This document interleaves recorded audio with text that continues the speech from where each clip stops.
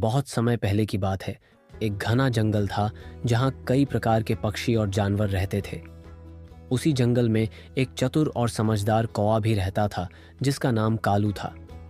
वह अपने कौशल और बुद्धिमत्ता के लिए पूरे जंगल में मशहूर था। अन्य पक्षी और जानवर अक्सर उससे सलाह लेने आते थे। एक दिन जंगल में एक बड़ी समस्या खड़ी हो गई। गर्मी का मौसम था और चारों ओर भयंकर सूखा पड़ा हुआ था। तालाब सूख गए थे, नदियां सिकुड़ गई थीं और पानी का कोई स्रोत नहीं मिल रहा था। सारे जानवर और पक्षी परेशान थे, लेकिन किसी को भी इसका हल नहीं सूझ रहा था। कालू कौवा भी इस समस्या से चिंतित था।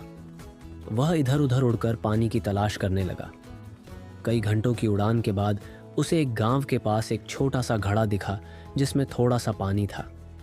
लेकिन समस्या यह थी कि पानी बहुत नीचे था और उसकी चोंच वहां तक नहीं पहुंच सकती थी। कालू सोचने लगा, अगर मैं इस पानी तक नहीं पहुंचा तो मेरा और मेरे जंगल के सभी जीवों का जीवन संकट में पड़ सकता है। उसने तुरंत अपनी चतुराई का उपयोग करने का निश्चय किया। कालू ने चारों ओर देखा और उसे छोटे छोटे कंकड़ मिले। उसे एक उपाय सूझा। उसने एक एक करके कंकड़ उठाकर घड़े में डालने शुरू कर दिए। जैसे जैसे कंकड़ घड़े में गिरते गए, पानी धीरे धीरे ऊपर आने लगा।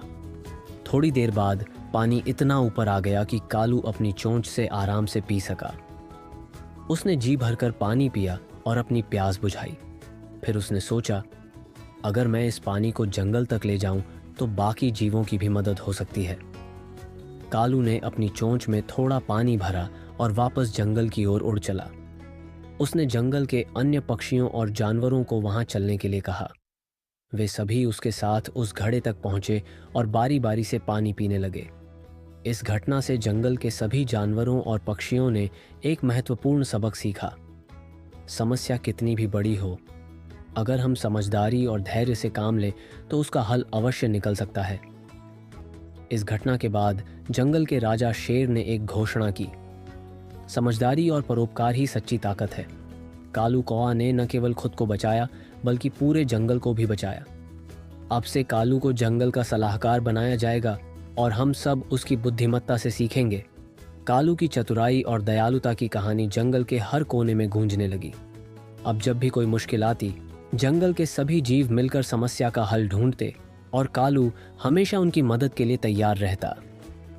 बुद्धिमत्ता और समझदारी से हर समस्या का हल संभव है।